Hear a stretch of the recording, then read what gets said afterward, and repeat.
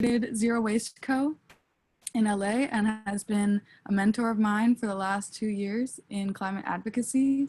She is a connected and very creative climate advocate and has a lot of fun things lined up for us today to talk about and ground us in this work for ourselves.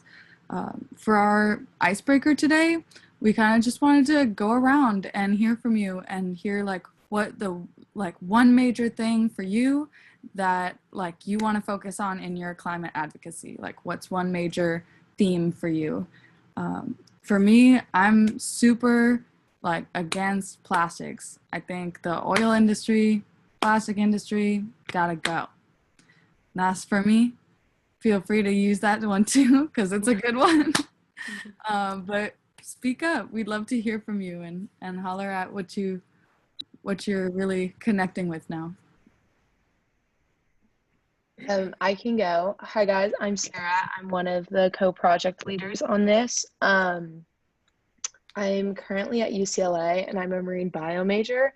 So one of the things that's really important to me is like global warming and like kind of the way it affects a lot of marine environments, such as like coral reefs and beaches and like kind of all the trash and like plastic pollution in the water too. I can go next. Hi, my name is Janki Patel. Can you guys see my screen? No. Okay, cool. So I actually signed up for the last boot camp, but was unable to make it. So I'm really excited, even though I'm a little sad this is the last one. I wish there was more that I could have attended, but still grateful that I could be here today. I graduated from UC Santa Barbara about 4 years ago, and I am looking to go to law school for environmental law. I've been an activist for environment, I don't know, for as long as I can remember, and I've always wanted to make some active changes. You feel so hopeless as like one person seeing everything going around, but it's so inspiring that there are groups like this, there are initiatives like this, like a boot camp for climate change, climate advocate. So it's really great that you guys are doing this.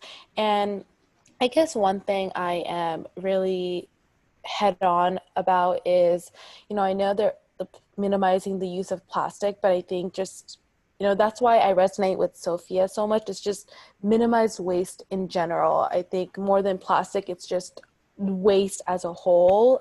As a person, you have so much waste, and just trying to minimize that, whether that's plastic, paper, whatever, clothes, just minimizing waste as a whole. Totally. Yes.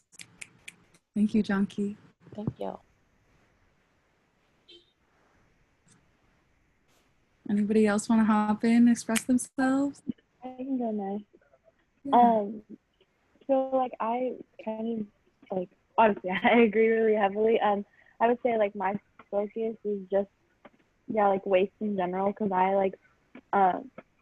go to Washington State University and I took classes on sustainability, so I'm like really passionate about that. So I would say like my focus is like lowering waste and kind of focusing on like a larger level, like we can all do something, and like if we all do something to contribute to that, then like it'd be really helpful to the planet. So yeah.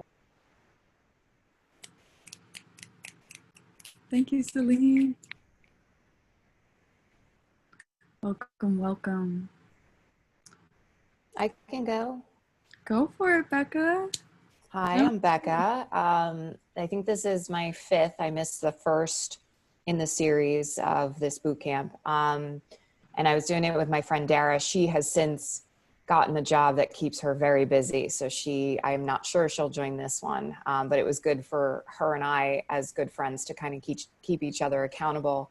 And just the information on these has been great. So much so that, I have 2 engineering degrees, not in environmental, unfortunately, but I'm thinking of switching careers in a way and kind of start, going down the sustainability route. So I'm going to do the UCLA Extension sustainability certificate just to see, you know, is that something I can apply to my career? I work in research in biomedical engineering, you know, clinical trials, things like that. So a little bit of a career change, but you know, we'll see. And because I think that this is just fascinating, and this has been one of the things that sort of drawn me in, attending these, you know, seminars and talking to you folks. So I really appreciate it, and we'll see what happens. So thank you. And I'm sad too that this is the last one. But I'm glad, you know, you had great attendance, and I think, you know, it was just a wealth of people and ideas brought together. So thank you again. Aw, thank you, Becca. And yes, weave those concepts. Integrate. Yes. Thank you all so much for speaking up and telling us about yourself. Yeah, thank you. I think going off of that, I'll do a little quick intro and we'll get into it. So I just wanted to say welcome to everyone, and thanks so much for taking your time out of your Saturday morning to be here with us for our 7th and final session in this virtual climate change boot camp. Just to remind you that this session is about the climate gap, the disproportionate impact of climate change on communities of colors and low-income communities, as well as how to address large corporations, and a plethora of ideas such as like minimizing waste. In case this is your first time volunteering with us, LA Works is a nonprofit volunteer action center that creates and implements hands-on community service projects throughout the greater Los Angeles area. And we strive to empower Angelinos to address pressing social issues through volunteerism and community collaborations. So this brings us to our expert speaker, Sophia Ratchevich. I hope I didn't butcher your last name, but Sophia is a climate activist and founder of Zero Waste Company, and she works closely with her clients to develop and implement sustainability initiatives. She's also a trained speaker for the Surfrider Foundation Rise Above Plastics program, and is an ambassador with the Five Gyres, and recently completed training as a climate reality leader with former VP Al Gore. So before we get into it, I again just want to thank everyone for taking your time to be here to learn about this extremely poignant issue, whether this is your first one or you've been with us throughout almost every session. So thanks again, and with that being said, take it away, Sophia. Hi. So I'd like to share my screen with everybody so you can see my presentation. Let's start here.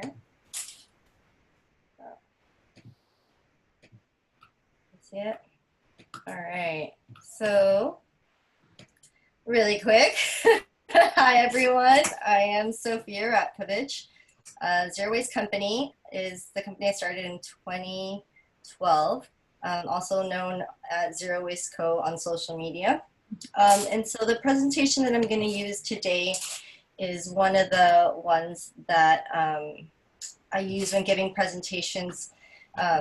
It's more of a condensed version of what Al Gore does when he gives his climate reality presentations. This was, again, a little bit more condensed. And as we go through it, you guys, you know, if you have questions, definitely bring them in. But I think at the end, we'll be able to discuss it all. So I just want to say thank you for being here. It's Saturday. You guys could be like relaxing, doing all sorts of stuff. But the fact that you're here gives me a lot of hope and just proves that we're all actively working in our own way to address change. And that's the only way we are going to make change, is like by taking what interests us and applying it to our lives. So thank you guys again. Like, you're amazing. So I'm glad you're here. And can you see what I'm sharing right here? The earth, yeah. The globe? Okay, great. So, I mean, it's kind of crazy when you think about it and you see how all these issues that we have, all this conflict that we have, but yet we're all so united, right? We're like all on this one planet, and it's so delicate. And I think it's just important for us to realize how interconnected we are. I know people say it all the time, but looking at this picture really always brings it home for me, because it's like, really, there's nowhere to go. We're on this planet together. It's the only one that we know that can support life in the way that we are, you know, that we need it. So My focus, my mission is to protect the resources on this planet for future generations. I'm a mother of 3. I have a high schooler, a middle schooler, and an elementary schooler. And so I worry that things like, national parks, rainforests, the ocean, that they might not know it in the way that I do. And so I really, really just want to preserve it for them. And so, 3 main questions: must we change? Can we change in time, right? Like, no doubt that change is inevitable, but can we do it quickly enough to be able to undo some of the damage that has been done already? So must we change? I mean, we're at the point now where scientists have come to a general consensus. You guys already know this. Like, we have a very limited amount of time. So there's no way we can continue to burn fossil fuels at the same level. There's no way we can continue to consume even our clothing, right? Like, purchasing the way that we do. And I think that this whole pandemic has kind of brought that into perspective on a global level. People do it in their own homes, in their communities, in different ways. But I think that when this whole, coronavirus thing happened, it made us pause and for a second realize, like, wow, what are the fundamentals, right? Like water, shelter, clean air, and food. And everything else is kind of like unimportant. Purses, you know what I mean? Like shoes, concerts, like all this stuff kind of became irrelevant, and we went back to the basics. And I remember how scary it was trying to go into the store and buy stuff. Everybody's panic buying. And I think that that and all, the protests and things that were happening really opened people's eyes to so much racial injustice and economic injustice and the way we value capitalism over human lives. And I hope that all of that fear and all those scary things that we went through really stay with us, in a sense that we continue to work towards equality, continue to work towards better pay, better work situations. And really, this is all interrelated. So the way our capitalist system works is, we have to make sure that we protect people, planet, and then profits, instead of just focusing entirely on the next quarter and what these corporations are going to profit. So must we change? Yes, we must. So this is another cool picture from NASA. It just shows like the outer layer of our atmosphere. But really the reason why, climate change or global warming is an issue is just because there is too much carbon entering the atmosphere. And there's just too many people, too many processes going on. And if we can just scale it back industry by industry, we'll see significant change. Obviously, not everything is going to happen at once, but industry by industry, there's a lot that can happen. So, this is just a basic diagram for you guys to see how, heat gets trapped, basically. Don't want to go too much into it, but basically as the CO2 increases, more heat is trapped. This is the picture that I want to show you guys and really relate it to the topic of today, which is, how communities of color are more highly impacted.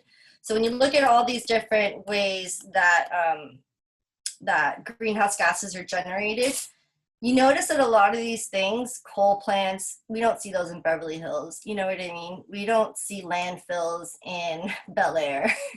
We don't see, like these processes in rich communities. A lot of the times, these factories,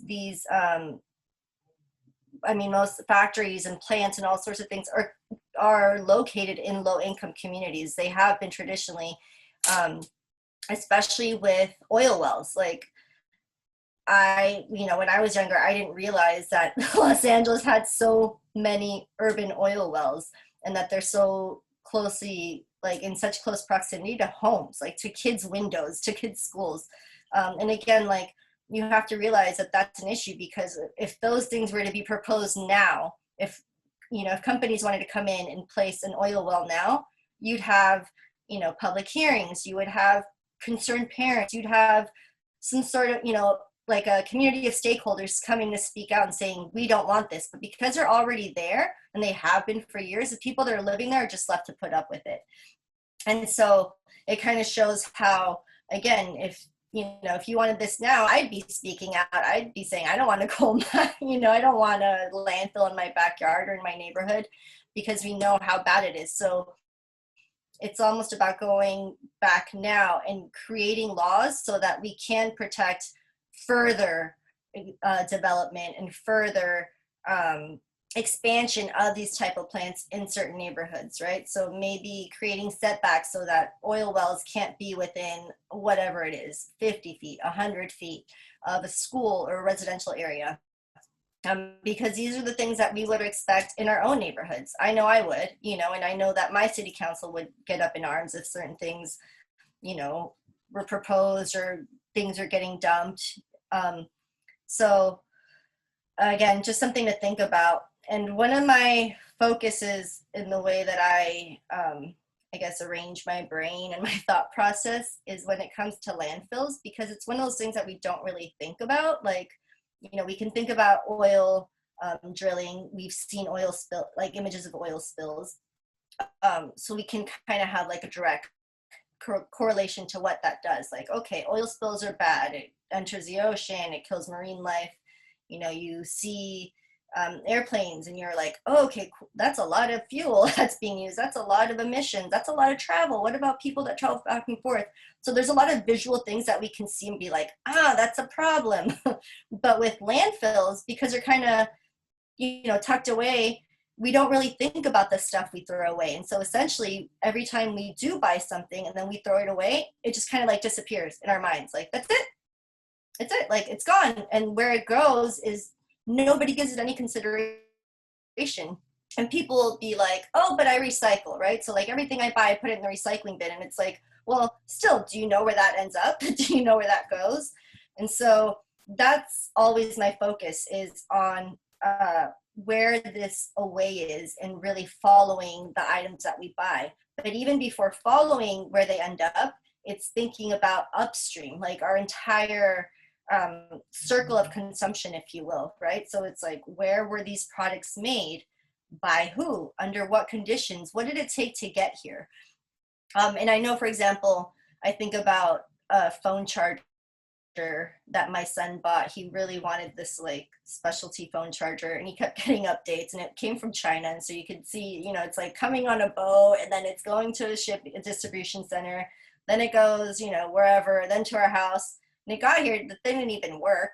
It literally did not like charge. So that was just one item, you know what I mean? And when we think about like the volume of things and goods that are being generated, it's like, does that need to happen though? Like, and I feel that one of the biggest challenges right now with this whole zero waste movement or sustainability movement is this idea that we have to somehow spend money to be sustainable, that it's expensive, that eating organic costs money, that, buying a reusable water bottle isn't affordable.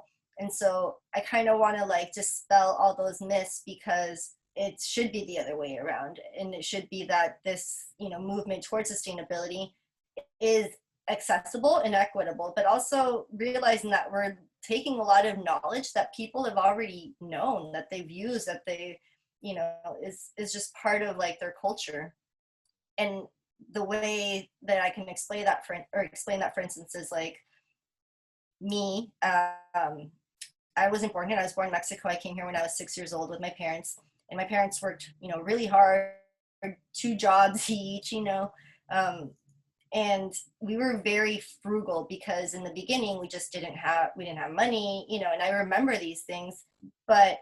And I think like every Latino household can say this, but things like the butter container or the sour cream jar, like that was our Tupperware. Like, families with money, they would have real Tupperware, but we had the butter jar. I can't believe it's not butter. And that's where you would put your leftovers and things like that. And so I remember like, sometimes those things being like, oh, like that's not cool, or like, oh, I wish I could have like the nice Tupperware containers. But, the more I realize it, it's like, this has always been a part of my life, and also part of it culturally, because my grandparents were resourceful, and they had to be, just because it was the way of life for them. Whether they had money or not was irrelevant. The fact was that we have to take care of our stuff. We want this car to last, so we got to take care of it. And I think at some point, maybe like in the last 20, 30 years, I feel like everybody got this idea that everything is replaceable, that you could just buy another one. Like, oh, my coffee maker breaks, I'll just buy another one. But it's like, or how about we fix it? And it's, you know, again, ties into this whole idea of, what is it? There's a word and I'm totally brain farting. Okay, think about it later and then I'll be like, that's the word. Consumption. Okay, anyway, I'm totally brain farting, but I'll come back to planned obsolescence. Planned obsolescence is a term that I was looking for. So again, it's just this idea that we have to keep creating things to keep stimulating the economy, but at a certain point, we're going to run out of stuff to make more stuff because there really is no place to put it. Away means, you know, away ending up in Southeast Asia. Like, we think that we're recycling, we think that we're putting things in the green bin and that they're getting recycled, but the reality is that they're just being shipped to other communities who don't necessarily have the infrastructure to deal with it to begin with. Even worse than we do. Like, they don't have the blue bin and the green bin and the black bin. Like, they just have open pits. And so that's something I want to mention. And also just like individual action, I think, is also my focus. A lot of the times I know people will be like, oh, why are you so focused on banning straws in your city when we should really be going after like the fossil fuel industry or, you know, doing this? And the reality is that we have to attack climate change on every single front, like within the religious community, within, you know, the educational system, with everything that we do, the food distribution system. So it's not just one, and it's not, you know, just because we're focused on something doesn't mean that other things don't matter. It's just that if there's a way to attack something that's really small, that's doable, it makes other change that much more possible, or even like you can replicate it. So for instance, like in Santa Monica in Malibu, where they ban straws, the idea is that if they can do it, then other cities can do it. So even though it's a straw and it's really small, like when you think about the millions per day, like all these things really, really add up. So yes, fossil fuel burning is a main contributor to climate change, but there's so much more to it than just that. So I won't go too much into these slides, but it's just talking about how much our global temperatures have risen. I feel like last week was kind of like everybody kind of got to experience that. Like West Hollywood was 109 degrees last week, which I don't ever remember experiencing. Like getting to triple digits was kind of like a thing. Like we're like, oh wow, like it's going to be 100 now. To see that it's 10 degrees above that, it's like, it's outrageous. And again, these heat spells, who does it affect? People that have nice homes with air conditioning? No, not really. It affects a lot of seniors, a lot of, you know, people who may be even worried about turning on the AC because they think they can't afford the bill. You know what I mean? So rising temperatures definitely affects people differently. So yeah, hottest temperatures, hottest years have been the last 5 years, which is scary. So heat waves all over the place. Of course, as the ocean rises, or as heat increases, so does glaciers melting, sea level rise, all these things. So again, just talking about like the bigger systems, Hurricane Florence. And so the more unpredictable our weather is, the more we have these crazy storms, the more property damage there will be, and the more, you know, destruction. But also think about how many people get displaced. And again, like if you're working a low-income job and, you know, you don't have savings, like how do you recover from things like this? So I think, again, that's things that we don't think about. If you have a vacation home and that gets destroyed in a hurricane or a storm, you're like, oh, well, that was just my summer home, no big deal. But if this is your one home that you put all your savings into, this becomes a problem. So that's why we have to, again, just think about things outside of ourselves. Not just because it doesn't directly affect us doesn't mean that it doesn't affect others. So the water cycle getting all messed up. This picture is really powerful. That's a real picture.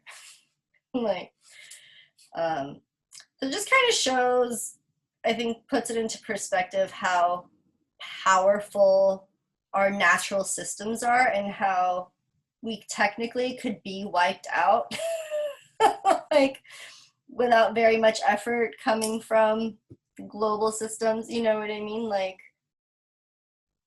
just the power of nature is unbelievable. And when you see these wildfires and when you see images like this, I feel like it reminds me of how like little I am and how like delicate life is and how it's really hanging on a really, really thin thread, and there's like a balance. And right now we're at a point where unless we want to continue to see crazy storms and, you know, severe conditions, we need to act. Like we really need to shift the paradigm, because otherwise we as humans will not survive these situations.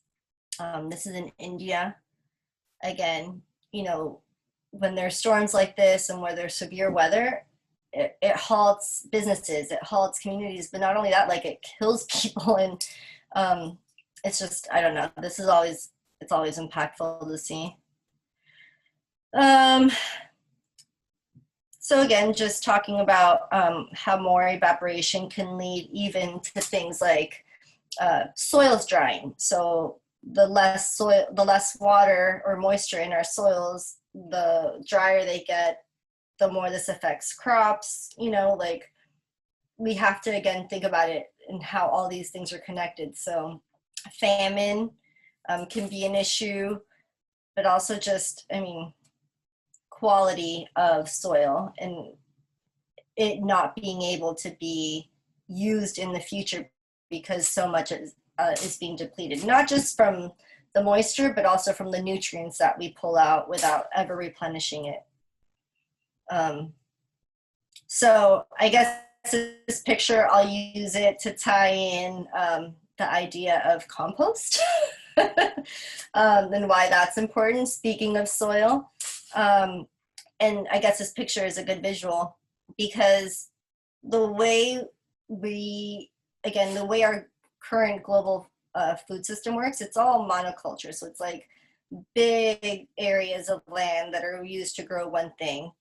And because there isn't this balance of having organisms that can eat the pests and things like that, we're having to spray them heavily with all these different pesticides and herbicides. And so essentially poisoning the very soil that we depend on to grow the food that we eat. And so, you know, again, tying it to this issue of when we're throwing things away and we're just throwing them in the landfill, like what is a landfill? A landfill is a giant hole in the ground. And if we're burying car batteries and, you know, all kinds of nasty stuff, I didn't even want to list off like all the stuff that we end up throwing away, like that's really what we're going to be growing our food on top of. Like, do we want that? Like, does that not scare us enough to think that like that's like everything that is under our soil? And again, I don't think it was an issue so much before because everything was made from wood, was made from things that were readily found. But once plastic was introduced in the 50s, we had a whole nother substance that wouldn't naturally break down. And again, now we just have too much of it. So climate change, again, just more temperatures or more higher temperatures. We've seen a lot of wildfires lately, so we see how that affects so many things apart from like respiratory issues. But something I told my daughter the other day, because it was so cloudy and muggy, and I was like, hey, so you know how scientists had that one theory about the dinosaurs, or like, I don't know how many theories there are about how dinosaurs became extinct, but it's this idea that, you know, an asteroid hit the Earth, and it wasn't the asteroid itself hitting the dinosaurs that killed them, it was rather the dust clouds that it produced.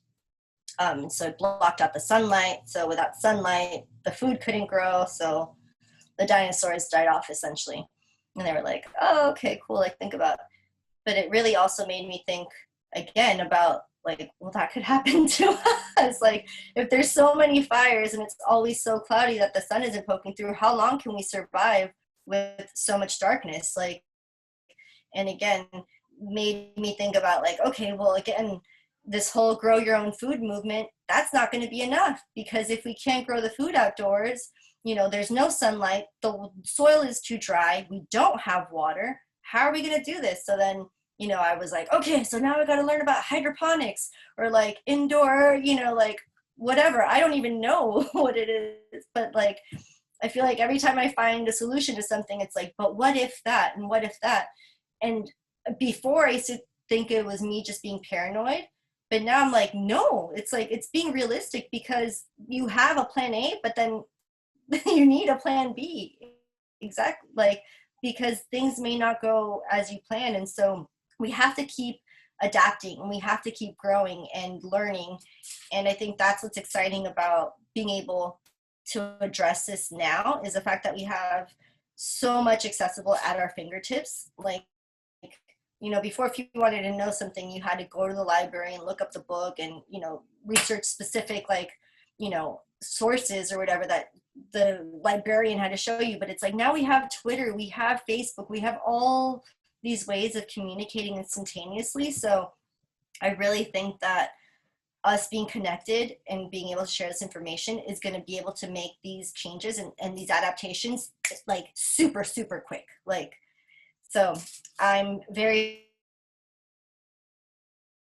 but that's if we all mobilize now and again start changing and adapting quickly. Not in 5 years, not in 10 years, but like today, tomorrow, you know, creating a general plan for ourselves, and then devising ways to take that further into our community, and then taking, you know, what we know and addressing it at the national level. So whether that's calling our senators, or writing letters to corporations, tweeting at them, or, you know, making certain like social media posts, like we have to just start with ourselves. Start by doing a waste audit, look into your trash can, see what you're throwing away every day, and seeing, do you really need that coffee? Do you really need that much takeout? Can you bring your own fork next time? So those little things are going to make an impact. And then from there, we can start addressing the bigger pictures. So we'll keep going through the presentation, but yeah, so this is 1935, not that long ago. This is what Greenland looks now. So a lot of ice melt, lots of water. This makes me sad, so I'm just gonna skip through it really fast. Just like every time I see those icebergs melting or breaking, I'm like, to me, that's like the clock ticking, you know, like the day the last iceberg melts, I feel like that's it, like game over, we're done, like throwing in the towel. So as long as, you know, there's still some ice mass, I feel like we still have hope on this planet. So again, this is just another effect of climate change, being sea level rise, and how that affects certain communities more than others. So again, if you live in a place like Miami or the Maldives, you will know how delicate that balance is between dry land and wetland, and how in just, you know, a few hours, your city could be completely submerged. So again, having to do with adaptations and the way that we're building in the future, like we need to realize that we need to build different. We need to not build in certain areas because things like flooding are prone to happen. Something that, again, we didn't really think about because we just want to build wherever we want to build. So these are the top 10 cities that are the highest at risk for sea level rise. 2070, when I look at that number, I'm like, I don't even know that we're going to make it that long, but I don't even know what the world will look like at that point, but I do hope so. So even like New York, and if you guys are in Los Angeles, Venice Beach, like, you know, we have to, again, think about how this is not something like, oh, it's in Tokyo that it's a big deal. It's like, this is a big deal in our community. I don't know if you guys have ever been around Venice Beach, for instance, and there's signs that say tsunami warning or tsunami area, and it has like, my friend one time was like, oh, who put those up? That's so funny. Like, thought that it was like a joke that somebody did it like it was an artist that had done it. You know, kind of like you find like the obey stickers or like things like that, where it's just like a phenomenon and something repetitive that you see yourself or that you see all over as a form of art. And so she was like, who put those up there? That's so funny. And I was like, no, it's a thing. Like if there ever really is, you know, an earthquake somewhere else, like a tsunami could hit this area. It's flat. There's even some apartments there along, you know, Venice where they're underground, right? So it's like you've got your ground level and you've got that. But those could literally be underwater, excuse me, within just a few years. So it's, again, it's not something in another part of the world. This is in our own community. So those tsunami warning signs are real. They're legit. So again, just talking about the populations and how many people would be at risk by sea level rise. But again, this sentence right here is the biggest connector to today's topic and how climate change leads to food and water shortages, diseases, refugees, and just all sorts of other disasters and conflict.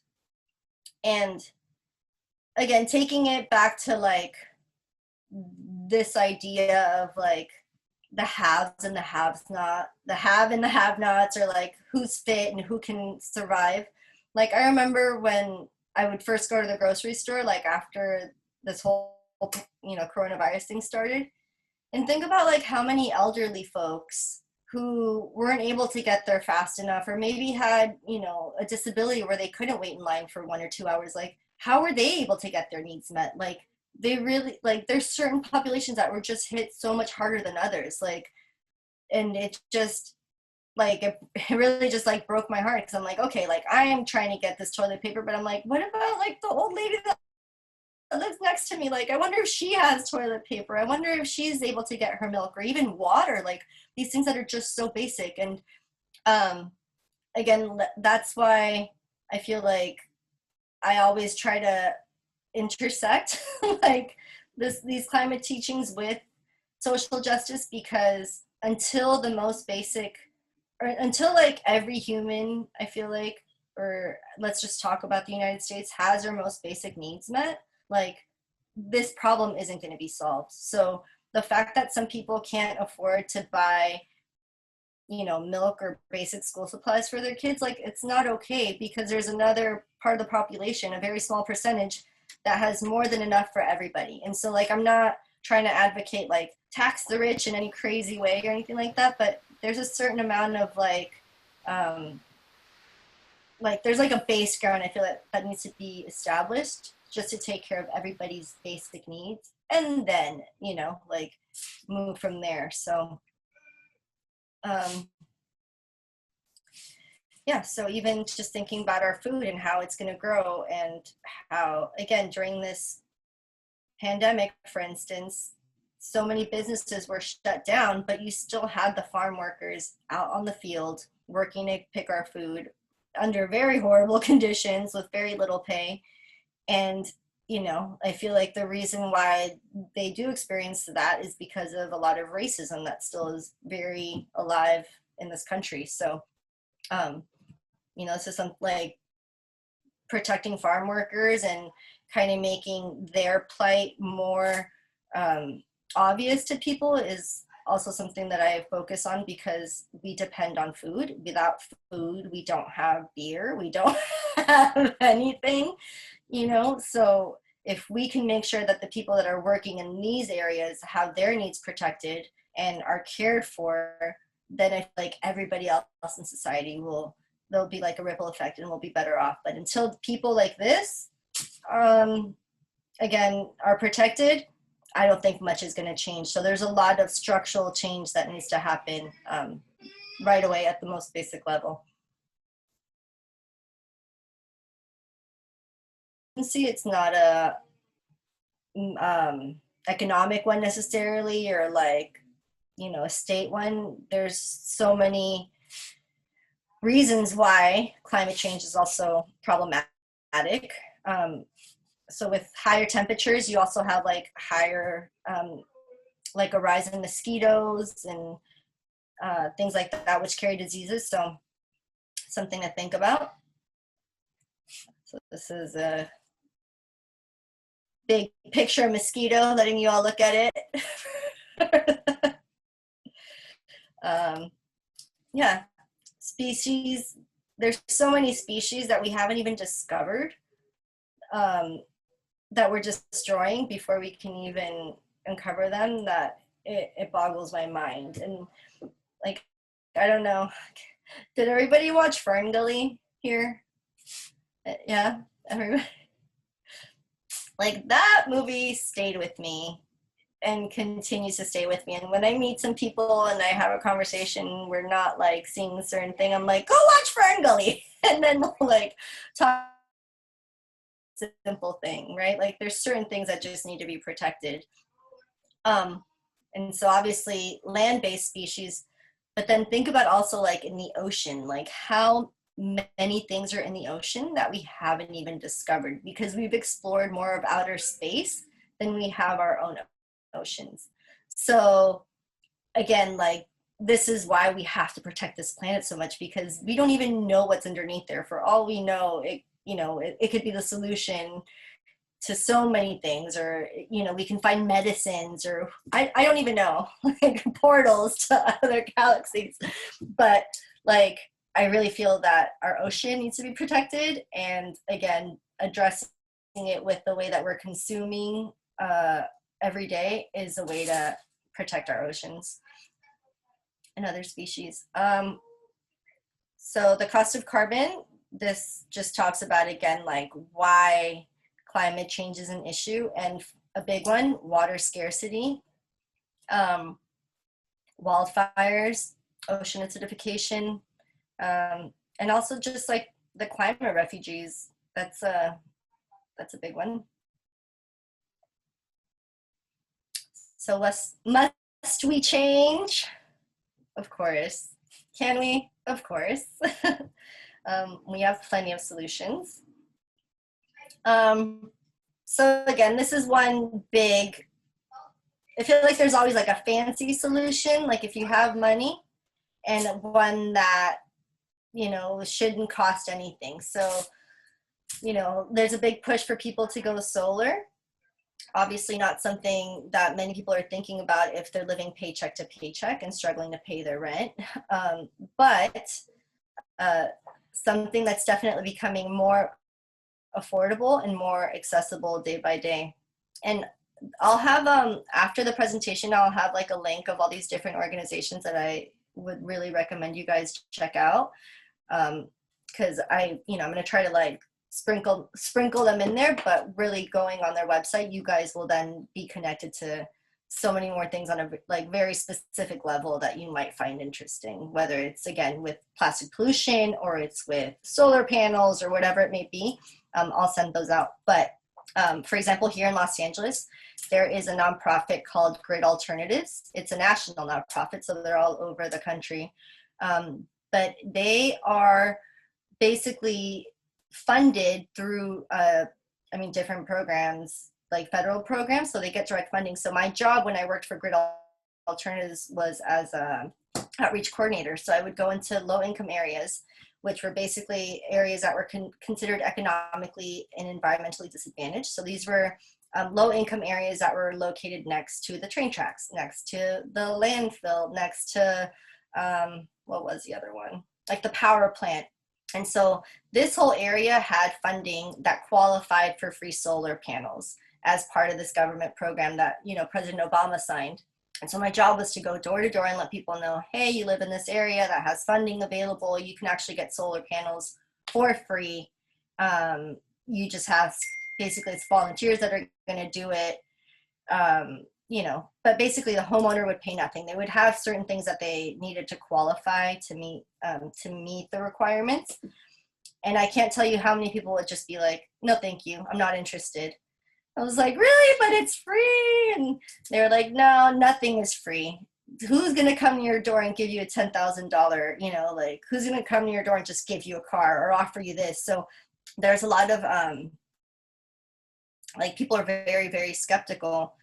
But it's interesting, what I ended up realizing from that, doing that work, was that a lot of the reason why people did not want to put solar panels on their home was because they had multiple families living on their property. So you had to be a homeowner and have a good roof in order to get these solar panels installed for free. But many people had homes and they had added illegal structures, right? Or like turned the garage into a home, built an extra little shed where somebody else lived. So they didn't want the city inspector to come out and see those things, because then they would have to close that. They wouldn't be able to rent that space out or whatever. So loss of income was way, or having that income was way more important than saving money on their solar panels. So, or saving money on their electric bill.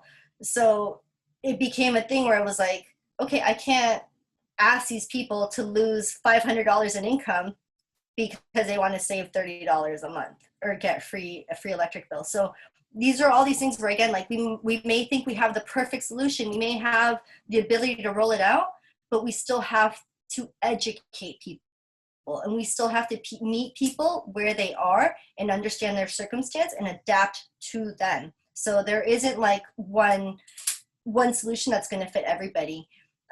There's multiple solutions. And so that was one example, you know, that it just became frustrating for me, because I had this map and I thought I could transform that whole map and make it all, you know, run on solar panels. And that was like my goal. And then I slowly started to realize, like, it's not that easy. And I didn't even make a commission for doing this, but we had, you know, our certain quotas to meet, but really there was a lot of challenges. So again, I feel like we have to keep realizing that. And with this whole like sustainability movement, it's this idea that you have to have an electric car, or you have to have solar panels, or, oh, you have to fit all your trash into a little tiny mason jar. And it's like, that's one way of looking at it, but that's not the only way. And I want to just remind you guys throughout this that every way makes an impact. So capacity for wind is great. Solar is going to just keep increasing. It's getting cheaper and cheaper. Do check out Grid Alternatives, though. They're a great nonprofit. So if you do own a home in the Los Angeles area, you could get solar panels for free, completely for free. So, yep, more people are going to get solar panels than the last 15 years. We've seen the price really, really go lower. And it's expanding globally. And when I did this training with Al Gore, the biggest takeaway that I learned was when he talked about mobile phones. So he talked about how in the beginning, I think it was Pacific Bell or whatever it was, we're looking into invest into mobile phones. And they were like, well, who's our demographic? Or they were, and it was like, okay, so people that are going to have cell phones are going to be doctors, are going to be lawyers, they're going to be, you know, people that make a lot of money. So really, all these other people aren't going to need cell phones because they don't make that. And so Pac Bell essentially didn't like invest more into wireless technology. And what ended up happening is that other countries went, before even having electricity or having a phone line, like a home phone in their house, they went straight to cellular. So you would see people, you know, like living in these remote little villages with a cell phone, watching YouTube videos, but don't even have a landline or don't even have running water, but they have these cell phones. And it's because the way that we're able to decentralize energy is making it accessible for everybody. So if you have a power plant that requires cables and maintenance and infrastructure and people to serve these and get them into homes, then you're still talking about a central system. But if you're talking about people being able to put up little panels on their, you know, on their hut or whatever it is, like, then they don't need electricity from the power plant. They can just get it themselves.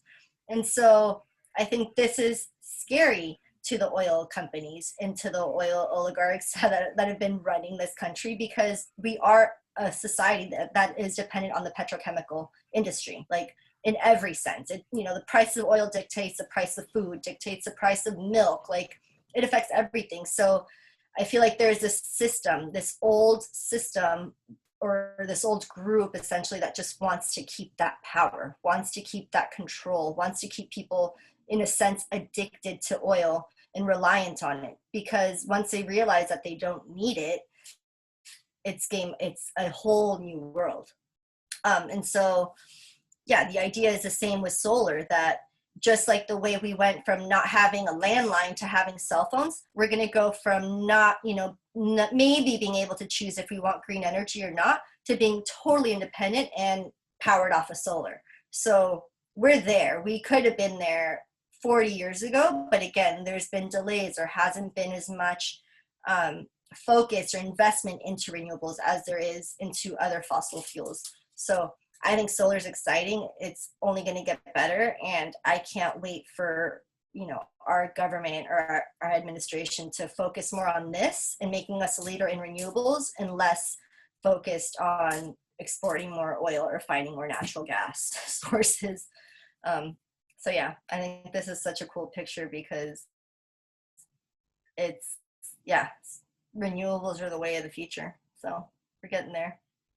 This is a cool image, and it's, again, just to put it in perspective, like, we may not know what's going on everywhere in the world, but this is showing in Chile how much solar they've installed compared to other countries. So other countries are way ahead, and again, it's depending on where you focus your money, or focus your sources. So we all know the sun has been powering life on this planet for very, very long. And the fact that we're not fully taking advantage of it right now is just a shame. Shame is like an understatement. I just don't understand why humans haven't done more in this area, but it's gonna grow. So this is more specific based on solar and how our capacity has grown to store it. So this one's not really important. But this one, again, this is showing how there are certain companies that are really, really excited about moving towards electric vehicles. And some, may not even see it as a priority. But basically, I would say all the major ones are already on there. So if we can somehow push mandates or legislation to maybe even just increase fuel efficiency or do things like that, like maybe that's not a direct leap to going fully electric, but there's steps that we can take in between, in the meantime, that can be rolled out fairly easily. So a lot of these big changes require a lot of money and new infrastructure and plants, but let's work with what we have now. So if Mercedes-Benz doesn't necessarily have an fully electric model available, why not push for increased mileage or more sustainable materials, or even the way that they deal with their materials in their plants or things like that. So I think just addressing it from every area is important. So can we change? Of course. Will we change? So yeah, the Paris Agreement, it makes me really sad, and I say sad, but then I smile. So like if you see the list of all the countries that signed on to the Paris Agreement, and then it's like countries that did not sign on, and it's like United States, and I can't remember what the other one is, but it's literally like the whole world gets it, right? Like we need to act on climate right now, but yet this current administration was like, no, let's not do it. So I feel like for every 10 steps forward we take, there's always like 5 steps back. So that's why we constantly have to put the pressure and keep moving forward. This was exciting. People's Climate March. I attended the one here in Los Angeles, Wilmington. And yeah, so again, connecting this slide to the communities that are most impacted, it's just really important that we realize how much privilege we have. And it's not like to make us feel bad in any way, but it's like we really have so much privilege. And unless you've ever traveled to another country where you can't even brush your teeth with the water that's running because you're afraid of getting Montezuma's revenge, like, you don't know how good you have it. Like, here, it doesn't matter, let's just say you're living, you're lucky enough to be housed and to live in an apartment or a home. We all have access to water that's drinkable. We all have water or access to water that is available literally at the exact temperature that you want it. Oh, it's too cold. Oh, you adjust it. Oh, you want it super hot. You got it. But like, have you ever been to a country or, like someone's like another place where you're like, oh, I'm going to take a shower. And the next person's like, well, you better, not take too long because then I need hot water too. Or you got to time it. You got to space it out. You got to do it at certain times. Or you even have to travel somewhere to fetch the water that you're going to use to cook and to drink and to clean your clothes. Like, unless we've done any of those things, we just don't realize the amount of privilege that we have. And so for me, it's using that privilege to advocate for people who do not have that privilege. And just, again, we can't give everybody to everything, but we can work for people to have basic rights. And so, again, like, I say that sounding very privileged, like, oh, we have access to all this water and unlimited. And of course, there are many places that don't have clean water running through this pipe, through their pipes. Detroit, or Flint, Michigan, or not Detroit, Flint, Michigan, like, think about areas like that. But again, why is it that they don't have access to clean water? Because there's a lot of racism and racial injustice and choices that have been made because lives aren't valued in the same way. And so here, I want to now break into my little props to kind of show you, again, why I feel that this whole sustainability movement is for everybody, and especially like the zero waste movement. It's not just for rich people. It's not just for, people that don't have kids.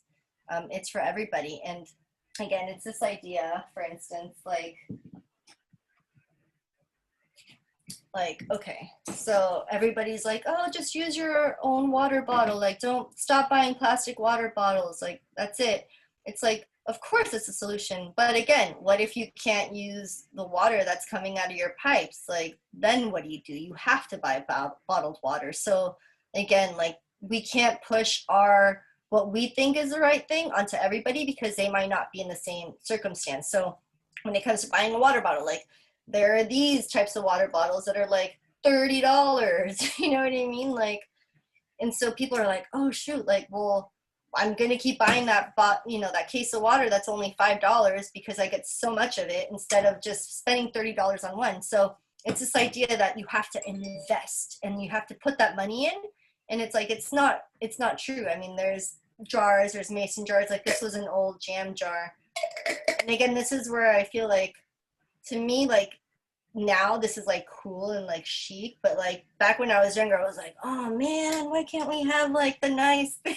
You know what I mean? Like, why do I have to reuse that salsa jar? My mom would be like, who cares, whatever. Now I'm like, oh, like, you see people with different bottles of stuff and you're like, that's cool. Like, I'm glad you're reusing that. But also, like, so the pressure. So here's like one example. Like, obviously I'm all about that zero waste life, but this like dish soap thing I bought, I kid you not, last April. So over a year ago, because I'd never bought dish soap, like a block of soap, and it's like one of those things that, you need.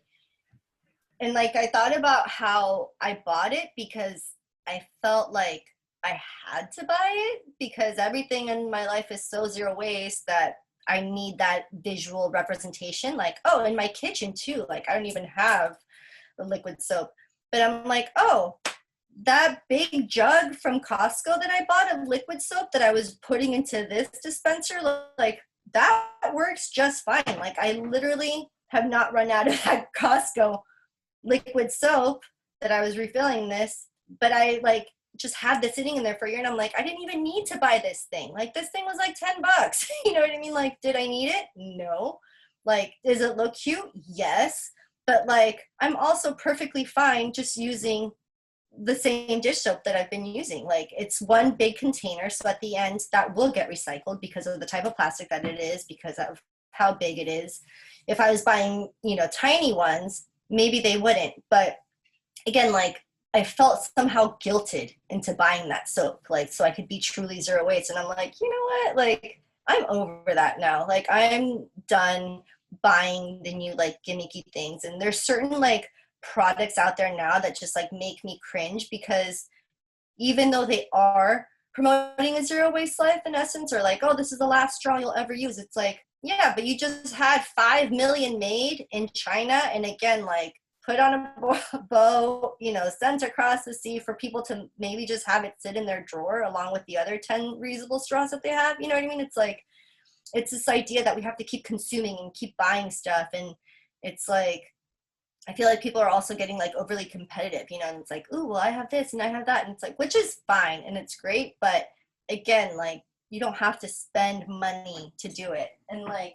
for example, like this thing, I have like a little to-go-ware, which is like a utensil set. And this itself is made from recycled plastic bottles. But like, I've lost so many pieces. I lost a chopstick, the fork broke, like, so now it's like a mishmash of stuff. Like, it's not, you know what I mean? Like, I didn't go out and spend another $15 to have another kit. Like, I just ended up using the stuff that I had and making it work. So until the case itself breaks, like, I'm not replacing it. But oftentimes we just, again, like, feel like we have to buy into these things. Like, we need that bottle, we need that. And I mean, sure, if you can afford it and if you want it and if you need it, great. But I think the most sustainable purchase is like not making a purchase, like using what you have. And you know, when people are like, oh, what fashion brands are the most sustainable or whatever, it's like, well, do you need to buy new clothes, or can you just keep using the ones that you have? Or can you just buy them secondhand? Or can you, you know, like, do you need to buy that $200, $300 dress because it's made with organic cotton? It's like, again, if you have the money, sure, like, go for it, enjoy it, support businesses that are really working to make a difference. But if you don't have $300 for that nice dress, then go to Goodwill. You know what I mean? Like, there's plenty of stuff there. So I feel like, again, we just can't be pressured into thinking that it looks a certain way. And I know, like, have you guys, anybody try to fit their waist into a mason jar at all? Has anybody tried? I tried a few years ago and I went nuts because I have kids, and like, going to 2 birthday parties, like in 2 weekends, like, that mason jar was like the fake dinosaurs, you know, like the fake ring, the like all this junk, candies that we don't even like, you know what I mean? So I was like, like, you know, somebody claims to put that much trash in a jar in like years. I'm like, okay, they obviously lead a very, very different life where you're constantly saying no, no, no, no. And like, for a while I found that very empowering, but then after a while I was like, you know what? Life is short. And like, I don't want to keep telling my kids like, no, you can't have that goodie bag. It's like, no, no, no. So with every time I said yes, I changed something else. And it's so weird, but it's like, maybe if we took the goodie bag, then I'm like, okay, so tonight we're having vegan Thai. You know what I mean? It's like, you would think it's totally unrelated, but it's like, it was just, again, a choice to make an impact in another way. And I feel that I myself am always like making trades because it just makes me feel better. But sometimes it's like, oh, that does make a difference. And then once, you know, it's like, I just, yeah, it was just so much plastic, guys. I can't even tell you. Like, the mason jars were just filling, and then I would see the mason jars and I was like, okay, we have a problem here. Like, I don't know why I'm saving this trash. But I'm hoping to one day make like an art piece out of it. And I just, you know, or just bring it out for educational purposes. I don't know. The art piece probably won't happen because there's so many great artists already doing stuff. And then, you know, I'm like, leave it to the real artists to do what they do. But really, like, it was eye-opening for me because I'm like, it's ridiculous to go through that much anxiety to try to fit your trash in a jar because you think that that's what the idea of zero waste looks like, because it's not. It changes, and, you know, you have to just, like, adapt to it and just do the best that you can. But yeah, so lots to talk about, but I definitely don't want to just keep talking. I want to hear from you guys and just provide some more solutions and resources. So I'm going to stop sharing my screen. Thanks, Sophia. Yeah, awesome. Thank you so much. I know that was definitely a lot of information, good information for sure. But we really, like, this is the last one especially, so it's like the others, we really want to treat it as an open discussion. So please, like, you can either like unmute your mics, put your questions in the chat, like turn on your camera, leave it off, whatever, to either ask questions or maybe you like have ideas, literally anything. So go ahead, guys. I have a question. This is Janki again. So I have, I use some products and company that I'm constantly using. For example, Care of Vitamins. I don't know if you guys heard of those vitamins, but they're personalized vitamins for you. And honestly, they've made a huge difference in my health. So I do like to continue using these vitamins. However, they come in like this one, like small, tiny plastic package for every day. So there's like 30 packages because it's a monthly supply. And there's all your vitamins in there, your daily vitamins. And, I've been wanting to reach out to the company or someone in the company that to just kind of suggest like, hey, would it be possible to use a more sustainable packaging? I love their products. I don't want to stop using it, but I also just hate accumulating all this little small plastic baggage on a daily basis. And not just for this company, but I want to like even reach out to other companies that I love using their products, but unfortunately their packaging is just so it's all plastic and it's a lot of waste. So how would you basically reach out to like a company, or like what's the best way you guys think is to reach out and try to get your recommendations out? Definitely like the comments section on the website. They're like, do you have feedback? Those always work. But I think also social media. Like I made this post one time on Instagram geared towards yogi tea because I love yogi tea. They come their stuff comes packaged in a paper thing, which is great because the Trader Joe's one come like in a plastic container. So I was like, okay, so paper. But then I noticed that yogi tea has a little staple on the tea bag and on the other part.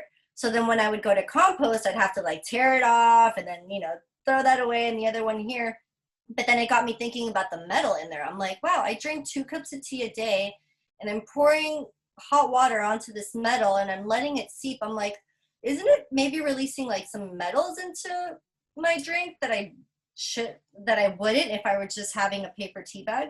So I said something and they replied right away and they were like, listen, those tea bags are made at a factory that is going to be closing down and whatever. So, as soon as we upgrade our equipment, like future bags are not going to contain that staple anymore. Thank you for your feedback. But I was like, what? Like, you sometimes feel like you're typing it out into the air, just kind of like, oh, I'm just getting it off my mind. But someone's reading it. And, sometimes like, I feel like they just want to clean up their image. They want a positive image no matter what. So they're going to reply. And even if it's like, hey, we don't have the answer now, but they just want to make you feel acknowledged, because if you're pissed, then you're going to be like, all right, now I'm launching a petition, like shut yogi tea down. But I think social media is very powerful in a way where you can present it and then other people can chime in and be like, hey, I feel the same way. Oh, me too. Oh, by the way, I saw this vitamin company in the UK that does it this way. So I feel like social media is the best platform because you get so many resources and hopefully a public response, you know? Definitely. All right. Yeah, I will get on their website. And I didn't think about the feedback feature, but I think that would be a great place to also put in your feedback. Mm-hmm. Thank you.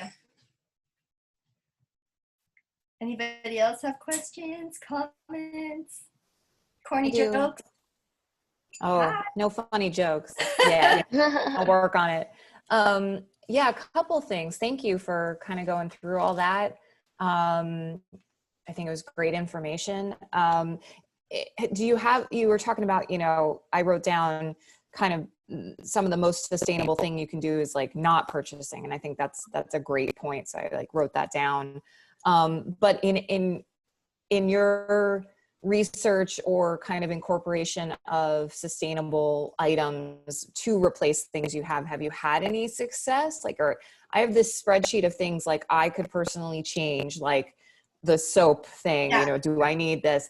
And kind of listing out. And I guess Instagram knows that I'm trying to go this way because I get ads all the time now. Yep. And I'm like, oh, that one could be good. That one could be good.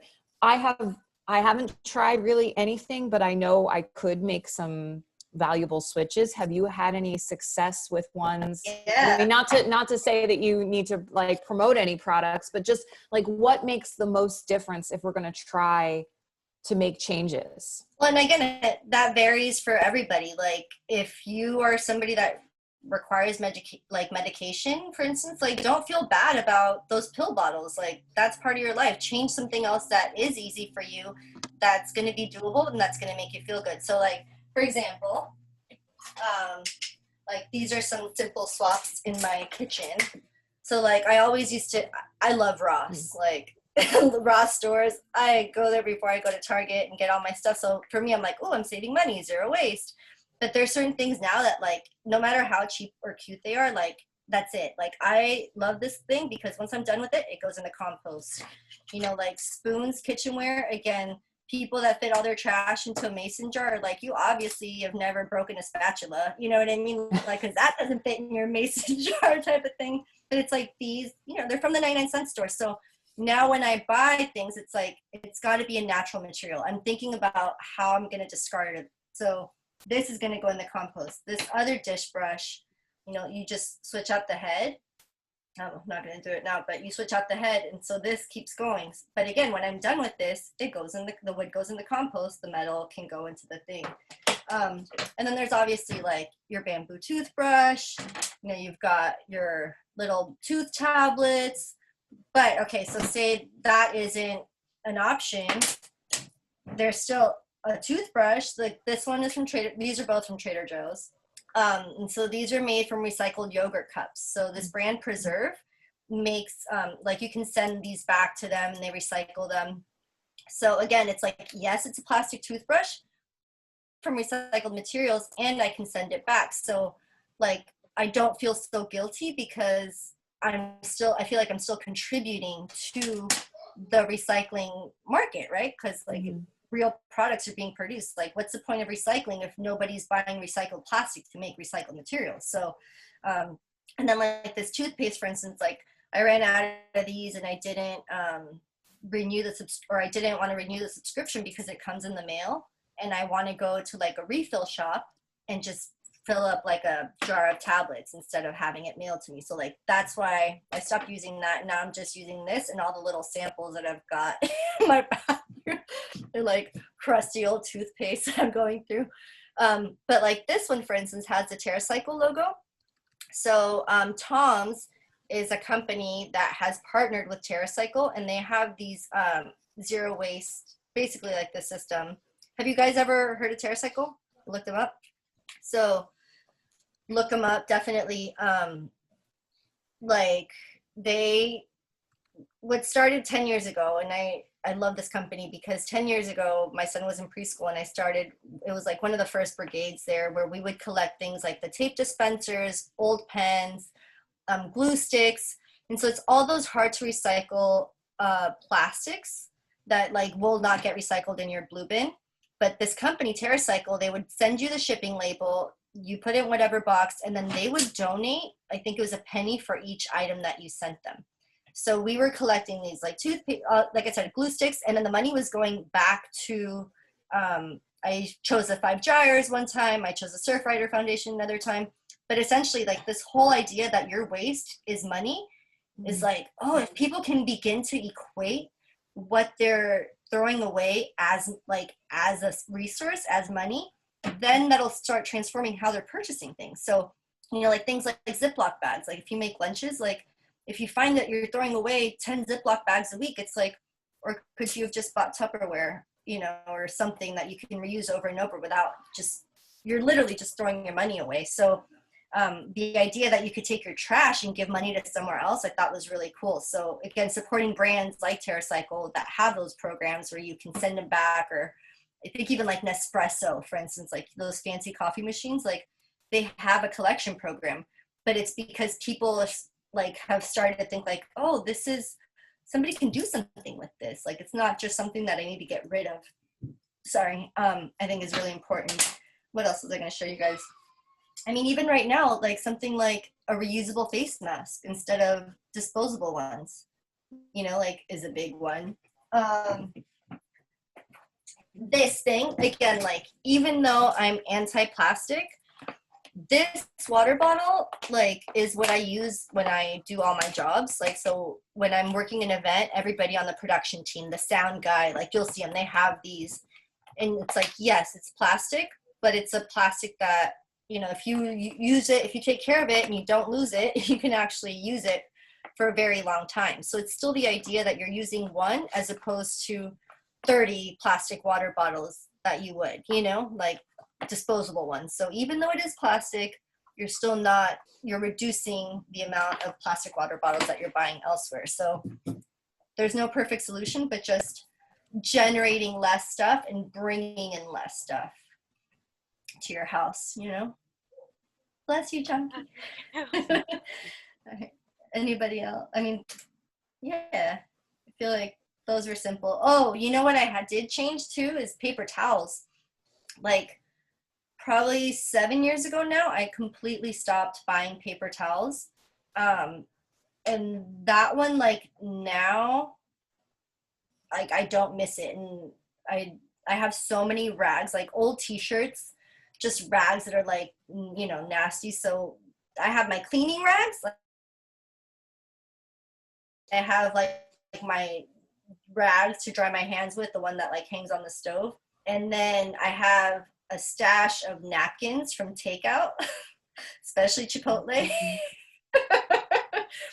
And those are the napkins that we use to clean our pans when I make bacon. That's what I use to, you know, wipe the grease off. And then like it'll go into my compost. But like I did buy a pack of napkins for my daughter's birthday. It was like a unicorn thing.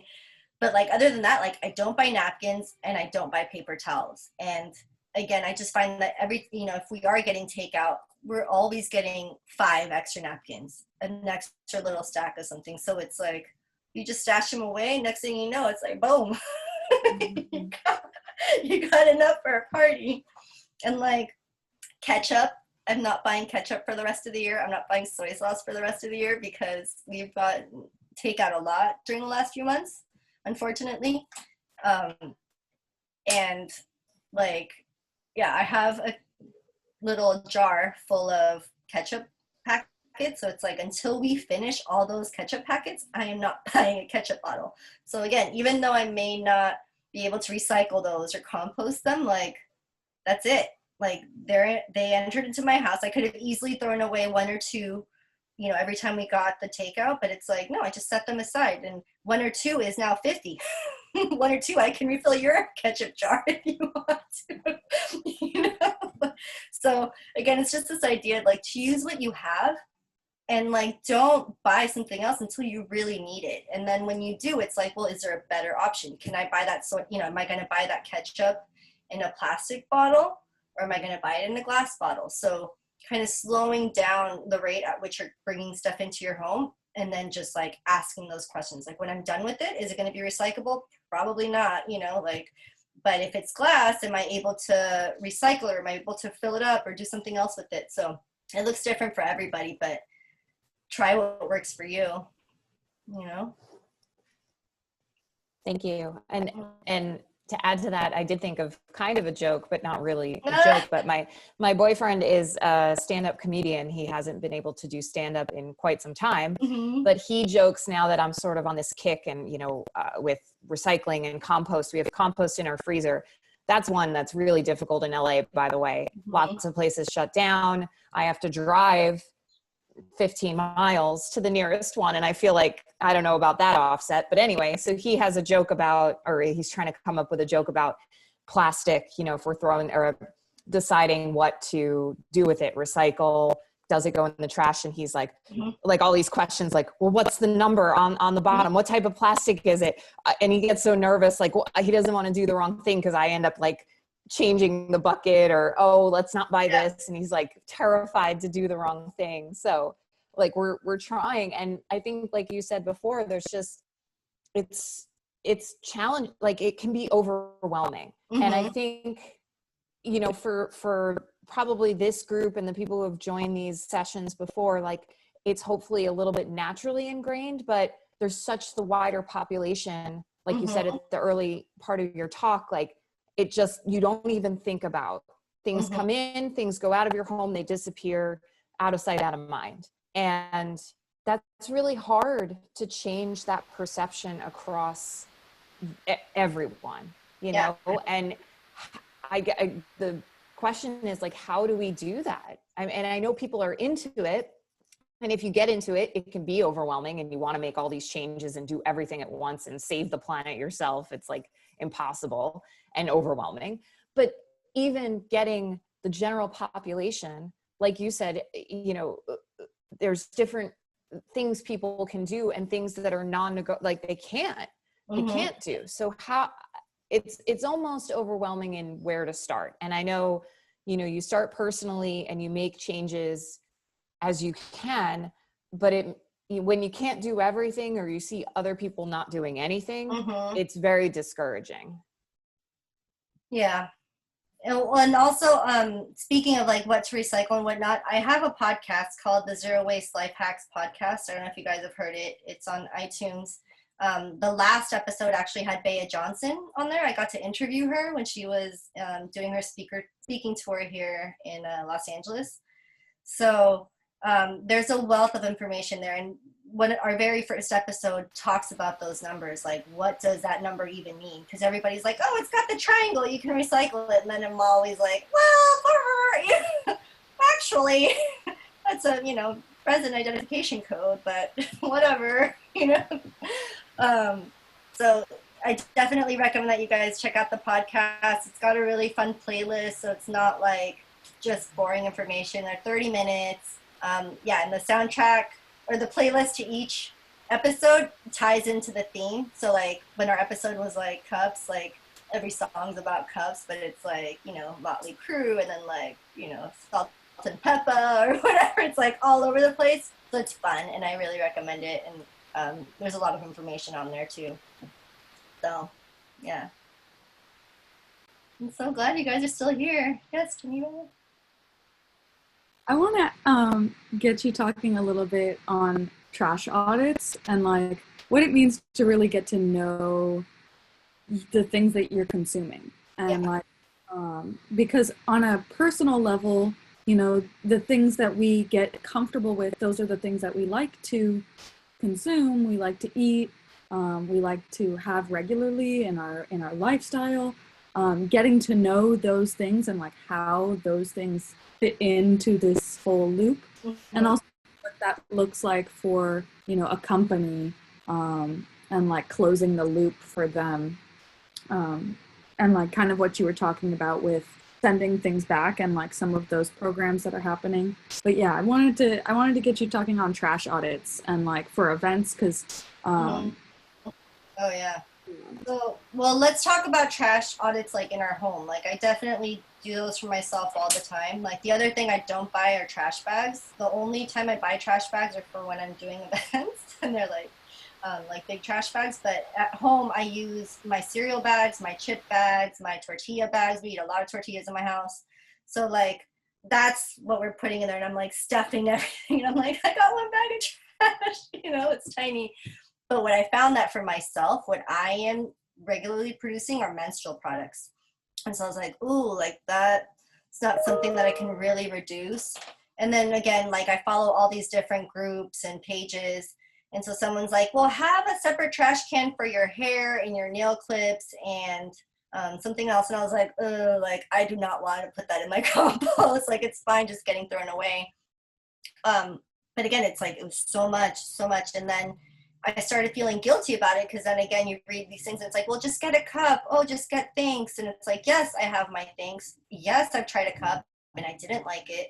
So like, again, it's like, it just doesn't all work for you. And I saw this one graphic, which was super cute. And I remember like, I even shared it and it was like, oh, these are your simple swaps if you go to a festival, like a music festival. So it was like, bring your, bring your Nalgene bottle, bring your utensils, bring this. And then it was like, and your cup, your Diva cup. And I was like, wait, so this person's saying you need to wear a Diva cup to a music festival? I was like, have they ever been to a big music festival where there is porta potties? They are nasty. They are dark. There is no sink handy. Usually the water runs out by the end of the night. And it's like, okay, so you're on your period. What do? You take your little thing and then this whole row of like, public sinks and what, you rinse it out there. It's like, don't mind me. I'm just rinsing out my thing. It's like, dude, it's nowhere practical to do at a music festival. I worked Coachella and Stagecoach last year, and I got to stay like in a nice trailer. You know what I mean? Like the bathrooms is like a nice trailer bathroom, but still only one of the bathrooms had a sink in the same stall as it. The other one was a public sink. So it's like, you imagine my bunkmates trying to like brush their teeth and I'm like, excuse me, don't mind this. like, yes, there's a certain level of like, oh, you just get over it and it's like, it's not gross because we deal with it on a regular basis. But at the same time, it's like, is that practical though? Or is it just as okay to like buy the organic cotton pads and tampons that come packaged in paper with a paper applicator in a paper box instead of the plastic ones? Like, is that just as good? And for me, I was like, yes, because my freshness level like is more important than like trying to maneuver how to keep this Diva cup clean and like how I'm going to clean it up and, around like thousands of people. So I feel like so many people promote things without actually ever trying it themselves. So they're like, this is what's cool. This is what you should be doing. But it's like, you try a cup at a music festival, report back to me, and then we can have this conversation. So again, like all these graphics and all these suggestions, like they're great and they're cute. And yes, some of them are doable, but sometimes it's like, nice try, not practical, not today. So that's what I realized when I did trash audits. And again, like something that I realized too is during quarantine, like we started eating out a lot. Like we started ordering out a lot because I was like, I want to support my local businesses. I don't want that Indian restaurant to, like go out of business because I love them. So it's like, that was my trade-off. You know what I mean? It's like, but then when I did order, I would say, no utensils, please. Don't send me a menu. Don't send me utensils and don't send me condiments because I already have all this stuff at home. And of course they never listen and they always send it to you, which is why I now have a collection of it. But it's like, again, there's always a trade-off and like, it's never going to be perfect, but you have to do what feels good for you, which maintain, like, if you're going to be miserable trying to make all these changes, is it really worth it? Like, is it worth it to have all this anxiety or like be depressed or feel guilty all the time? Like, it's not. Like, life is short. We're meant to be happy.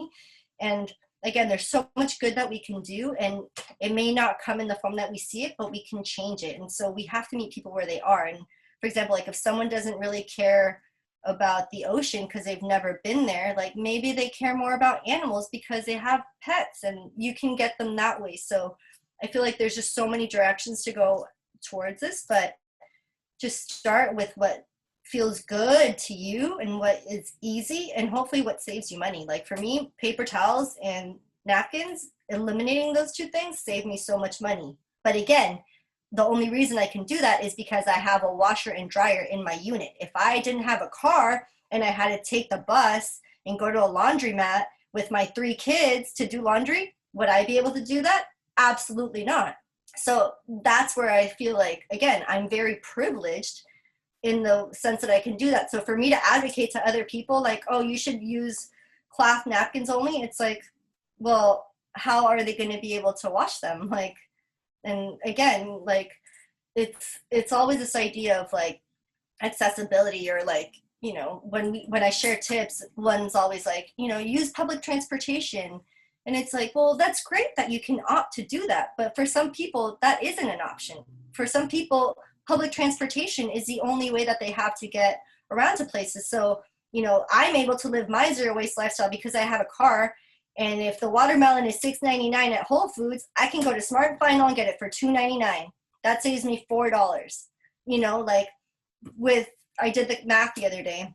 Literally between a watermelon and the same bottle of wine, I saved $9 just by going to a different place. $9 is almost an hour of work for somebody, you know what I mean? Like working a low wage job. So I was able to save that money and get the things that I want only because I have a car. So that's my number one privilege. You know what I mean? Like, and again, this is where I mean, like, we always have to check ourselves and just be like, you can't just tell people what to do because you don't know their situation. So like, I saved $9. I did not buy that $7 watermelon at Whole Foods. So I was like, no.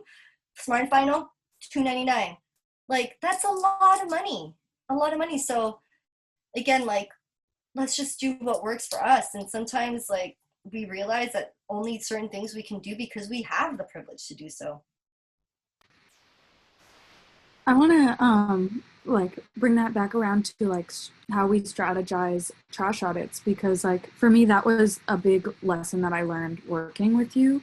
For anybody else that's maybe trash audits are a little unclear. Like for me, what I learned working with Sophia in events, because Zero Waste Co. is you can like hire Zero Waste Co. to come and sort trash for your events. And we've done large events. But like what I learned from you was like knowing what utensils are being used, knowing what things are being handed out to people that they're gonna just look at it, drink it, or use it, whatever, and throw it in the trash. Like, and like visuals to strategize and help people, like even when they don't want to think about where that bottle, you know, what bin they're throwing that bottle in, but even just to like strategize, like, hey, this bottle, some information about this bottle, and this is why this goes here. And like in my own household, I was like realizing that certain things that I would get that I liked were specifically like different kinds of, I'm looking at like what kind of plastic that is, or what's the container, and is that container recyclable? And like I started collecting my recyclables and taking them to a recycling center instead of just throwing them in the recycling, because sometimes I know like we think that things are going to be able to get recycled because it has the recycling thing on it. Yeah, and then it goes to the recycling center and they go, we're not going to make money off of this, chuck it in the trash. And even just talking to people that work at recycling centers can teach things about like what it is that orange juice that you love to get from that like one kind of bottle, like what part of this is actually recyclable, or like where is the CRV, and kind of like understanding how these larger systems we buy into them, and what are we how are we like approaching the way that we're buying into certain things. And I think trash audits, like making a list of the things that you like and like what that is, and then understanding like that cycle for yourself and kind of making your own ecosystem of consumer products. Yeah. So I would definitely recommend that everybody conducts a waste audit, and that's literally just looking at your trash right before you're about to close up the bag to put into the bin. Just look at it and see what's in there. And like if you do that, say 3 times in a row, right? So the next 3 times you're going to throw something away, just look in there. You're going to start seeing a pattern. You're going to start seeing those coffee cups or those straws or whatever it might be. And once you see it, then you can start again, like thinking like, oh, well, did I need to get that many ketchup packets, or could I have just brought my own cup? Like, So it's really, really important to do that. And I know, again, like there's certain things have changed. Like before, my little guilty pleasure is Thai iced coffee. So I remember I always used to go to like my local place and they'd fill up my cup, no problem. Now they won't do it. So I'm like, damn it, I have to get a cup, or I have to take their cup. But what I can do is say no lid and no straw. So I have my straw ready, like as long as it's in the cup holder, it's fine. So instead of, dealing with 3 pieces of trash, the container, the lid, and the straw, now I'm only dealing with 1. So again, it just like alleviates my guilt a little bit, but I'm still not completely giving those up, But I think, again, just realizing that what you're throwing away is your actual money, or looking at it as money, then you're going to realize it. And so many times, like, I feel like I've worked with clients that set up, or people have set up programs, and they're, they set the recycling bin and the black bin for trash, and then at the end of the night, the cleaning crew comes and they throw it all together, and then they throw it into the trash can. They don't even separate it properly.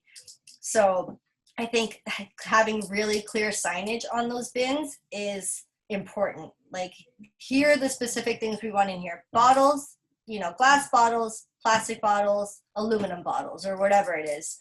Having those 3 things in here. If you don't know, if it's not one of those things, then put it in this one, which is like a catch-all. And again, one of these, things that I tell my clients is, when you make the signage, like, visuals are important, because if you just write things in English, the person that is cleaning that at the end of the night may not necessarily read English, right? And so a lot of times too, people do it and be like, okay, well, everybody back of house speaks Spanish, so they make the signs in Spanish. Well, what they don't realize is that a lot of, Latino people, Spanish is their second language, because if they're from an indigenous community, then they're speaking their dialect. Spanish is their second language. English is their third language. So there's different levels of translation that have to occur for somebody to be able to process those words on there. But if you have a visual, if you have a picture of a little pizza box and, junk mail or this and that, then they can do this. Oh, that goes in there. Oh, that goes in there. But if it's just written out, you're wasting your time. You know what I mean? Like, they might look cute and they aesthetically might be pleasing, but at the end of the day, is the actual personnel that's responsible for handling that waste getting the message, and are they able to do it, like, put into the right place? So the buy-in has to come in. Like, if you're setting up a program like this at your work or at your school, you have to get management on board.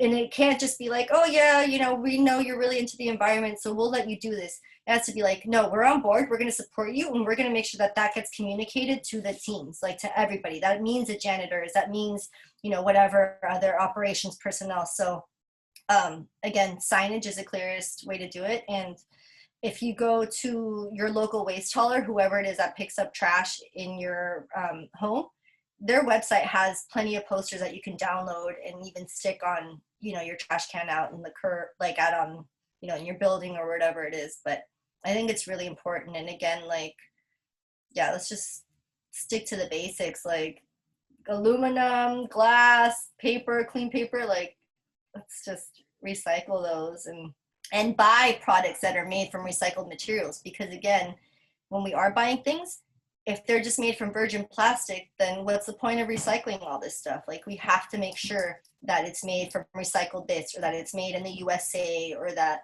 it's, close consumer content to some level. So those are the keywords that we have to look for when we're making purchases. And again, this is something that if you work in an office building and you're the person that orders the supplies, like Staples, when you buy like those paper sheets, like there's one that's 100 post-consumer paper. Like, it's 100% recycled. And then there's another one that isn't. It's just plain, probably ancient trees that have been here forever. But it's like the price difference is literally like 40 cents. So once you start ordering that and you get that into a regular thing, then cool. Then next thing you know, you're getting, your folders only paper instead of plastic ones. So it's like these gradual changes, but you always have to look at what the solutions are and opt for things made from recycled products or recycled materials. Yeah, absolutely. I also want to encourage people to share their, personal journeys about things and trying these things out. on their social media platforms, like on your social, even though like whatever, hierarchy we have in our mind about like followers or influence, like just us sharing our personal journey with it, with people that we know, and what information we're learning about this can be really impactful. And like, I really encourage you to start the conversations. And if there's something that's like you really love to buy, but you don't know like if this is fully recyclable or like what's going on, tag the organization in your social media post and be like, hey, I love this thing, but those kinds of things start conversations that can be, really powerful and impactful, even if you don't have a big following or, just connecting with people and talking about it. Yep. I've learned so much.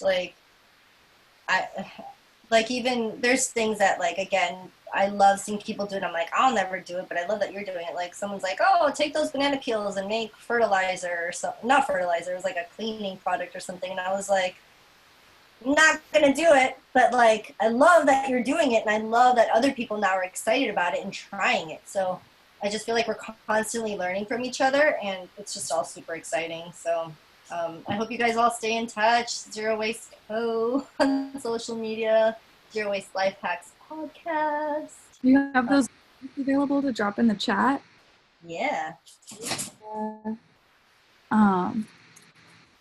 Yeah. Is there any other questions that y'all have, or any other advocacy? Go ahead. Yeah, I have a question. So just like, or I don't know if it's a question, more as a comment and just like what you think of it, but when you're talking about the different papers and like, oh, there's only a 40-cent difference, and then like I think about how some things, like there still is such a price gap, like whether it's in like food, and I feel like the health frenzy, like all organic food, it can be so much more expensive than say just like a trip to a fast food chain, or say like electric vehicles are still pretty more expensive, or even like when I was like thinking about just like talking to my mom about solar panels, and like when I first knew, I had no idea how expensive they can be to install. So it's just like stuff like that, like how do you approach things that like are still so expensive and there's still like such a gap, and so like it can be discouraging to like move forward in that way.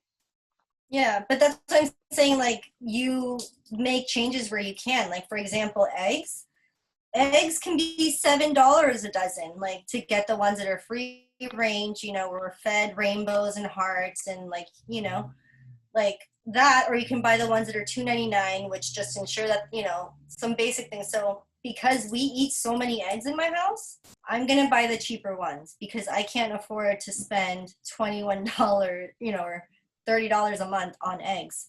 So same thing with like the pastas, for instance. Like I love Trader Joe's pasta. It's like 99 cents a bag. Again, we eat that a lot, so I'm going to continue buying it. Maybe my friends that don't have kids can afford to buy pasta in bulk, where, you know what I mean? It's like, that's fine. Like, so there's just certain things that like I won't go back to buying. Like I only buy milk in the glass bottle.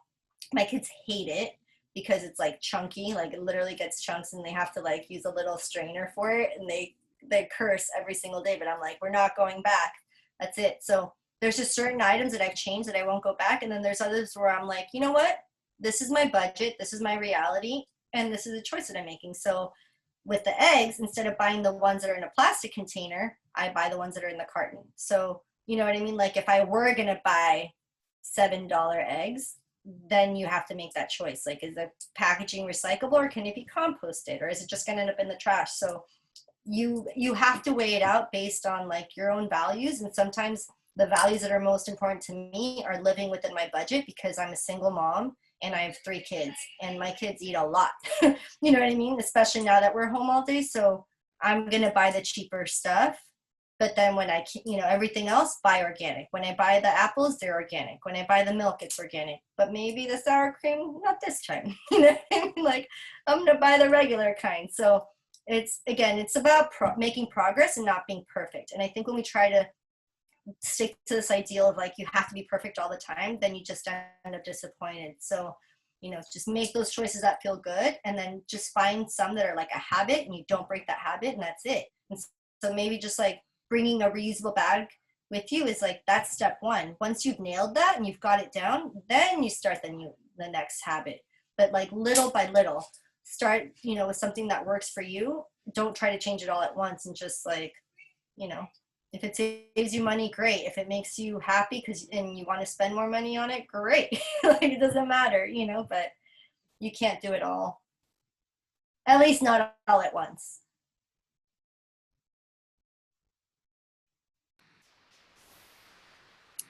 Were there any other advocacy skills that you wanted to share with us, as far as like the public sector, or maybe something that we can do? So I also have like a petitions page on my website. So those are changing all the time. Like there's one on there right now asking Amazon to switch to paper packaging. So again, if Amazon is something that you regularly order from, in your settings, you can go in and specify that they deliver with paper only. So that means that they wouldn't use any like plastic fill or extra boxes to put something in.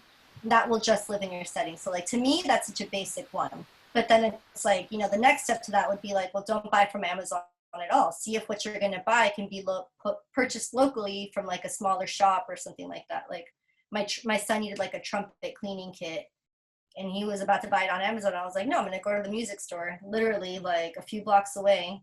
And I was like, okay, cool. Like that didn't take that much effort. So if you can avoid Amazon, great. But if not, then make sure you're specific with your instructions. I only want my packages delivered in paper. When you order takeout, specify, I don't want utensils. I don't want condiments.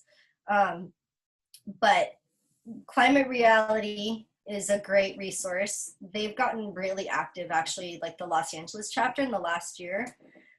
They have all different committees. So there's like a plastic pollution committee. There's a fossil fuel reduction committee. So there's all these different groups, and they're constantly posting stuff about the, you know, hearings that are happening locally, petitions that we can sign, even tweets that we can send out when there's a certain legislation that needs to be passed or something that gains momentum. So I just, you know, I encourage you to stay connected to these organizations and follow what they're doing, because they all depend on volunteers. Surfrider Foundation, the Los Angeles chapter, they have an Ocean Friendly Restaurants Committee, they have an Ocean Friendly Gardens, they have a Rise Above Plastics Committee. And so, for example, the Ocean Friendly Garden or the Ocean Friendly Restaurants Committee, like people that are interested in that, when they go to their local restaurant, they'll be like, hey, do you mind putting out reusable forks for us? Or do you mind switching out to plastic straws? So they provide you with the tools as an individual citizen to reach out to your stores or to the companies that you like and be like, hey, can you change that? These are some suggestions I have. So they have all those tools. They have campaigns. You know, they even have like the templates for letters that you can send. There's just, and those are all linked on my website. So it's all these organizations that I volunteer with or have been on their committees in the past. But Five Gyres, Surfrider Foundation, and Climate Reality are some of my favorites right now. Food and Water Watch too, if you guys subscribe to their links. And a lot of these actions are local. So when they're asking you to, you know, send an email or tweet this, it's all for things happening locally. So that's where we can start. And then from there, we can move on to more national things. Issues, not things. Sophia, I just wanted to add, I just got this from Amazon. Recycle. They're saying scan more to see more packaging innovations. So they've heard you. And it's paper, and you can recycle it like your corrugated cardboard. So they're moving to this, which this is the first one I've gotten like this, which is great that it's not that plastic, you know, like bubble material. So I thought that was interesting, and I was gonna look up this, you know, their QR code. To see what's up with that. Yeah, so they've heard you. Yep. I mean, and when you think about, like, I look at my alley the day the trash comes, and it's all Amazon boxes, and it's like, but wait a minute, this company's making billions, but we taxpayers are paying for the cleanup of it, like to keep our cities clean. Like, that doesn't make sense. You know what I mean? So extended producer responsibility, and again, making companies responsible for the products that they're producing at the end of their life is a huge part of this movement as well. So EPR, anything related to laws happening, California leads the way in a lot of that. Like they did it with mattresses, they did it with car batteries, they did it with paint. Now you can return your paint to like a Home Depot, a Sherwin-Williams, whatever it is. So as long as we keep putting the pressure on these companies, they will develop the programs, but we have to, you know, really just speak up, really. Yeah, any other questions? I'm so happy you guys are still here. Awesome. When you say PR, that's extended producer responsibility? Is that what EPR, extended producer responsibility. So that's like the idea back in the day when there were so many car batteries just being littered all over the place. There, you know, the government essentially developed a fee. So now you pay an extra, you know, whatever, 10 or 20 bucks, something significant, so that people are like, oh, I can't just throw it away. I got to return it to the place. So again, we've done that with paints, we've done that with mattresses, but now we have to do it with things like everything. I mean, everything. Plastic film, plastic containers, like there's got to be systems that take it back. And Loop, which is a company that came out of TerraCycle, they're starting to do that. They just recently launched a campaign with McDonald's to test out a reusable cup and then like drop-off zone. So it's like same thing, you pay for a deposit for a cup, it's reusable. Once you're done with it, you take it and you get your money back. So there are things that are happening, but it's because companies, they're seeing their product littered everywhere, which is not good marketing. So instead of blaming the consumer and being like, well, you can't litter, or you need to pick up after yourself, they're like, oh, maybe we need to make sure that the stuff that we're producing can be properly disposed of. So you guys know about Keep America Beautiful, that nonprofit? It's like in the 90s, they came out with this campaign. It was like a Native American actor who wasn't even Native American. He's like crying because, you know, the land's all being littered and it's all from people just throwing out their takeout. And it's like, humans are causing this destruction, you know, like only humans can basically like solve this. So it's basically saying like people are the problem, but really it's, again, corporations that are making these products that we can't recycle, or they're making too much of it. So we got to take, that was a campaign, that was a whole movement about littering, blaming it on people. We have to switch that narrative now and turn it on to the corporations. Be like, well, you're the one making this stuff and you're the one making the profit. Why do we have to pay for the cleanup? Our communities are the ones that are ending up with all this litter. We're doing the beach cleanups. Why don't you just set up a program so we can return it to you and you can recycle it?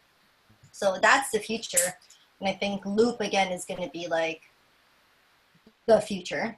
So if you haven't looked them up yet, they're rolling out now. So it's like things like your Tide or your Haagen-Dazs. You get in these metal containers, you pay the deposit, and the same thing, when you return them, you get your deposit back. So that was like the old system with like the milk jugs and the soda containers. We have to go back to that. And I think it's all exciting. It's all tons of opportunity for new businesses and entrepreneurs. So it's all very cool.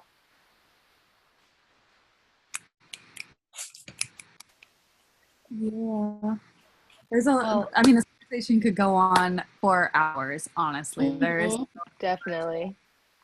I'm like, my brain is already like, and then this, and then that. But I want to respect everybody's time here today, even though you've been so generous with it. And thank you so much for being a part of this conversation with us. Thank you. Yeah, definitely. Thank you so much, Sophia. And just like, this has been like a 3-month plus journey, and I just want to thank you all for coming, whether it's your first time or like you've been coming multiple times. I think it's like very hopeful to see yourself surrounded by people who also care about such a poignant issue. If there's any questions, like we'll put our emails in the chat, but like feel free to email us. But again, like thank you so much, you guys, for coming, and I'm sad that this whole thing is finally over. Thank you, everyone. Enjoy your weekend. Bye, guys. Thank journey. you. Good luck on your climate advocacy journeys in your lives. Yeah. Exactly. We're thankful for your presence on this earth. Have a good day.